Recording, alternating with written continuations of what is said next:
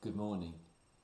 Here I am at breakfast, and I'm just reading those two articles that you read about breakfast. And I'm pleased to see that in both articles, the purpose definitely seems to be information, getting information out there about how breakfast actually helps lose weight and helps burn calories, which is good news. So I'm at breakfast here and I've gone for some cornflakes, and in there there's a few blueberries and some raspberries thrown in. So I'm just going to pour in my skim milk, and away we go. Okay, well, the first thing that struck me, the Science Daily. So I made a prediction. I'm thinking, well, text type here, and I read on, and I thought, well, this is a specialist publication. This is for an audience that know their science, they're interested in their science, and they're interested in studying research. And I'm looking through, and I'm looking at the specialist words here, and obviously you've got things that are linked to study and research, and it talks about the Journal of Clinical Endocrinology and Metabolism. Now that's really specialist. So we haven't got a broad audience here, it's quite niche. And then some words that I don't know if you had trouble with it, I had to go and research them. So thermogenesis. And of course the expert that speaks here is Julian Richter, who is Master of Science PhD at the University of Lübeck in Germany. So expert stuff. So I wasn't surprised, knowing that the audience are specialists, about the language that they would use.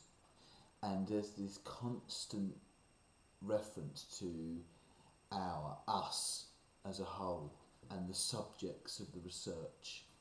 And it talks very much in third person. And you get the sense that the people reading this, what they want from it is an overview of the matter, how it affects modern science and pushing things forward. And I found that to be very interesting, and particularly interesting that if you have a large breakfast, that's better than having a large evening meal in terms of health. I then went on to read the Sun article. I'm sure you all know the jokes about Sun readers being an oxymoron. Well, I'll let you think that one through. And it's a different type. To be fair, it's got the same purpose, and actually they quote the same doctor, Julian Richter, and they've got the same quotations and the same language. So thermogenesis comes up again, and there is scientific language. But that's not the way they go in, because the Sun is a national newspaper. We know that they've got more of a general audience, and we know they target, certainly not science specialists, so they need something a bit more catchy and break the fast. So they've got that suitable headline there. And the Americans love their pancakes, the French adore their croissants. And it's got that kind of fun way in. And it's got language like rumbling mid-morning stomachs. And it uses this greasy fry-up, brekkie. It talks about blitzing fat. So, same message, different mode of address.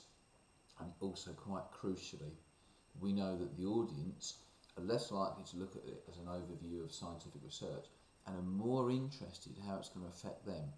They use second person quite a lot. You need to do this. This is something that will benefit you. If you eat breakfast, cause and effect, this will happen. So, not miles and miles away in terms of their purpose, but subtleties in the language and the way they communicate remind us, when we're writing for different audiences, we approach it with different writing styles and choices. I'm going to continue my breakfast now, and I'll leave you to yours.